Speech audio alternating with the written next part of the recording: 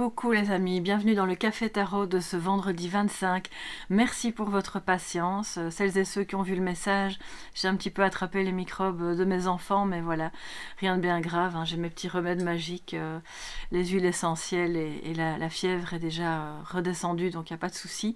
Alors évidemment, je suis un peu décalée, j'ai pris du retard, donc je vais quand même faire le Café Tarot, mais peut-être avec un message un peu plus intemporel, qui ne sera pas que pour aujourd'hui. Et puis, j'ai beaucoup de guidances privées, donc je ne vais pas faire d'autres guidances aujourd'hui.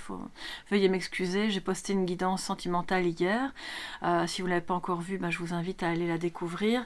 Et puis, dès que j'aurai un petit peu rattrapé le retard, je pourrai alors revenir avec des guidances sur la chaîne plus longues, sachant qu'il y a aussi une tempête de sable pour couronner le tout. Donc, comme ça, on est sûr que... Voilà, que le tableau est complet, mais il y a des jours comme ça, vous savez, il en faut plus pour me décourager. Alors, ça salit tout, ça rentre partout, il y en avait plein dans l'entrée de la maison et de mon bureau, mais c'est pas grave, hein, c'est la vie. Et on va passer ce petit moment ensemble. Alors c'est j'ai oublié de vous dire, l'oracle G, et puis je prendrai un complément avec le tarot. Pour voir ce que ça nous dit, quels sont les messages pour vous, mes chers amis, qui avez l'occasion de prendre votre petit thé, votre café avec moi, là maintenant, en ce 25 mars. Et si jamais vous le voyez ce week-end, il n'y a pas de souci, hein. Alors, je vais prendre 3 cartes et puis on complétera avec le tarot. Ok, donc il y a... je vais vous les mettre comme ça, vous les verrez mieux. On a la cigogne, le cœur avec une interrogation, la carte des genres, donc la femme est arrivée au-dessus, mais bon, on est dans une guidance générale, donc je ne vais pas vous dire sûr à 100%. Je pense qu'on a affaire ici à quelqu'un dans votre entourage qui a des questions sentimentales, c'est peut-être vous, au sujet de l'évolution, d'un éventuel changement, va-t-on pouvoir fonder un foyer, est-ce qu'il y a...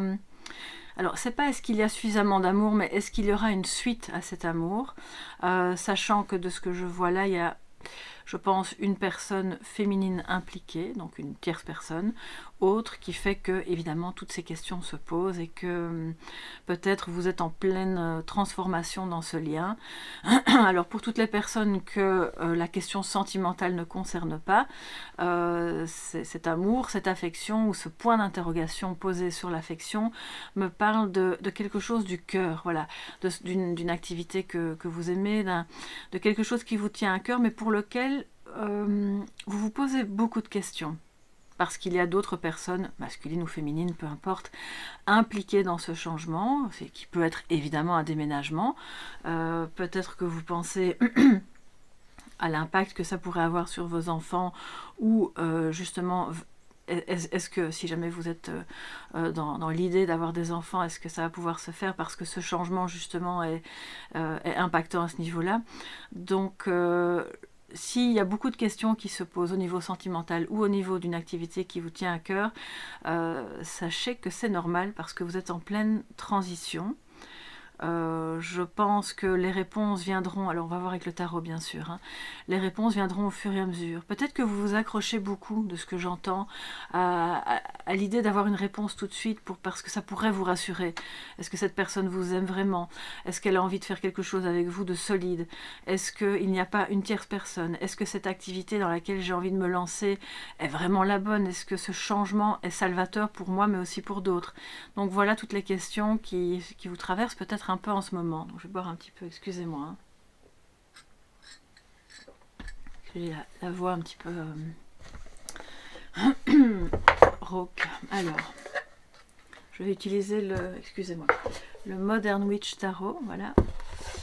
Et on va prendre des infos supplémentaires. Hein. Alors, excusez-moi, il est un peu...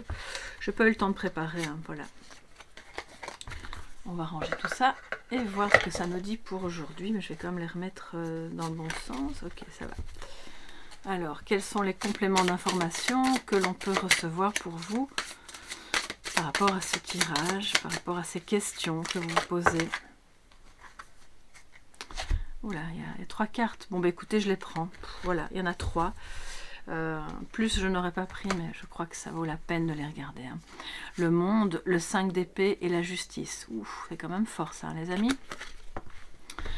Il y a donc des questions qui se posent par rapport à votre réalisation. Vous savez quoi? Je vais faire comme ça. Ce sera plus facile. Voilà. Alors, il y a des questions qui se posent par rapport à votre réalisation, par rapport à votre accomplissement, la complétude que vous n'avez pas encore atteinte avec quelqu'un que vous aimez. Il y a une notion de peut-être d'injustice par rapport à des conflits, c'est pour ça aussi qu'il y a beaucoup de questions, et de désir justement de remettre de l'équilibre, de parvenir à prendre des décisions par rapport à une personne, hein, qu'elle soit féminine ou masculine, et de justement... L'idée, c'est de sortir du conflit. Parce qu'au fond, cette carte nous dit, bah oui, vous pouvez vous battre. Hein, ça, tout le monde peut faire. C'est plus difficile de ne pas se battre et de faire les choses dans la justesse et dans l'acceptation quelque part de ce qui est, tout en essayant de rétablir une harmonie. Donc, parce que sinon, vous voyez, ce combat est vain. C'est-à-dire que vous allez le remporter, vous allez peut-être gagner, mais à quel prix ? C'est à quel prix? Au prix d'une relation, au prix d'un changement que vous attendiez tant, au prix de problèmes familiaux éventuellement, ou de votre réussite dans un domaine ou un autre, ou dans ce projet. Donc, on vous dit, voilà, si c'est pas vous, c'est quelqu'un autour de vous, n'entrez pas en fait dans ce jeu un petit peu vicieux du combat pour pouvoir absolument avoir raison, obtenir ce que l'on veut et ce que l'on recherche, parce que la meilleure solution, c'est la justice. Alors peut-être que vous avez effectivement une action en justice, au sens littéral du terme, que vous menez, et cette lutte dure depuis un certain temps, et c'est ça aussi qui est fatigant, vous posez plein de questions, auquel cas ça peut avoir un impact sur votre réalisation, sur le fait de vous demander est-ce que je vais bouger, est-ce que je vais aller ailleurs dans le monde ou dans une autre ville ou un autre appartement ou peu importe. Il y a beaucoup de questions qui tournent autour de cet équilibre qui a été perdu temporairement, mais qui va être retrouvé. D'accord? Il va être retrouvé si vous n'entrez pas dans ce jeu-là.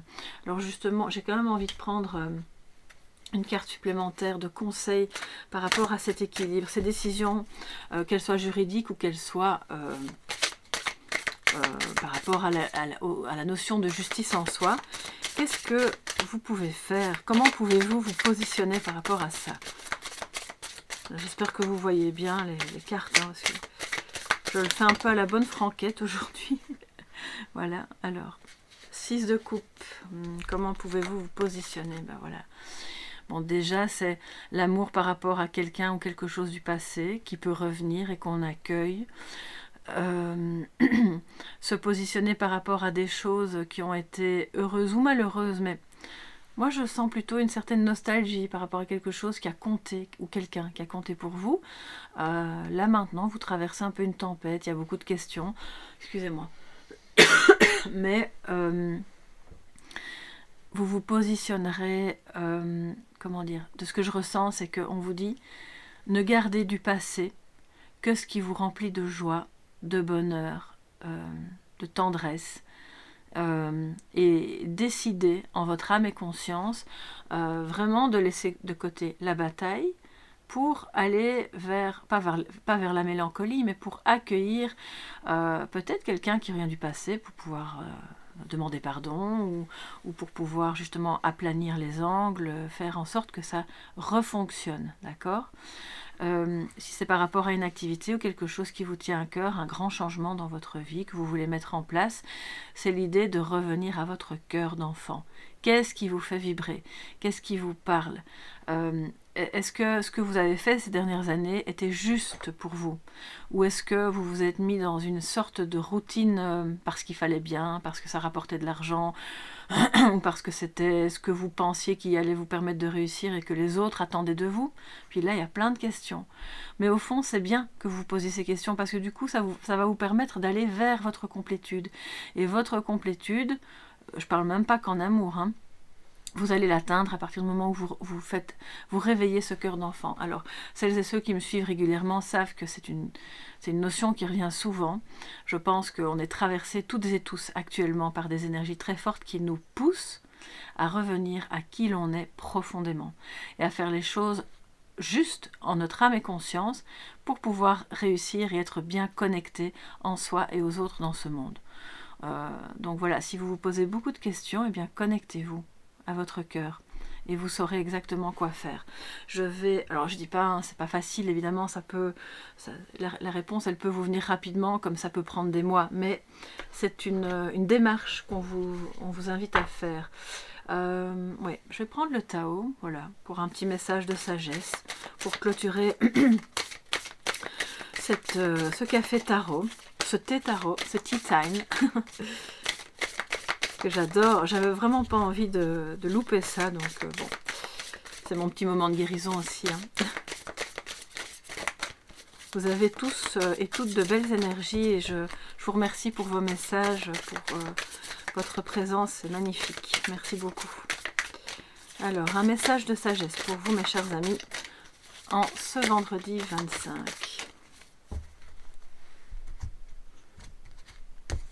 Alors, qu'est-ce que nous avons? L'oppression. C'est déjà revenu aussi cette carte-là récemment. Donc il y a eu, je pense que vous avez traversé une phase effectivement d'épuisement. Alors ça parle de restriction, donc là on peut l'interpréter aussi au sens de la société. Tout ce qui nous a été imposé nous a fatigués, mais comme je le disais à propos des microbes, à propos des tempêtes de sable, de toutes les tempêtes d'ailleurs, on est plus fort que ça. Il ne faut pas baisser les bras, il en faut plus pour nous décourager. Et je pense que ce qui a pu vous épuiser, c'est la longueur, d'accord, le sentiment d'isolement. Alors justement confinement, peut-être que je ne sais pas dans quelle région vous vivez, bien sûr vous êtes nombreux, mais peut-être que vous êtes actuellement confiné ou que ce confinement précédent a eu un impact très très négatif sur vous. Ou alors c'est mental, vous voyez, vous vous sentez isolé, confiné dans votre esprit par rapport à toutes ces questions, vous vous demandez si vous avez les ressources, mais au fond regardez, cette lumière brille. Et donc le message de sagesse, c'est de justement, une fois de plus, on se reconnecte à son cœur, à cette lumière qui brille, au fait que même s'il s'est passé des choses difficiles, et encore maintenant, même si on essaye, alors déjà, éteignons les télévisions, éteignons les radios, tout ce qui vous met le moral dans les chaussettes, au revoir, hein, vivez votre vie, faites les choses vraiment avec votre cœur, avec l'envie, avec la joie, avec tout ce qui va vous permettre de sortir de cette espèce de prison mentale qui vous isole bien sûr de vous-même, mais aussi des autres. Voilà pour le message de sagesse pour aujourd'hui. Alors je dis vous, mais ça me concerne aussi bien entendu. On est tous dans le même bateau, donc je compatis, je vous fais plein de gros bisous. Prenez bien soin de vous.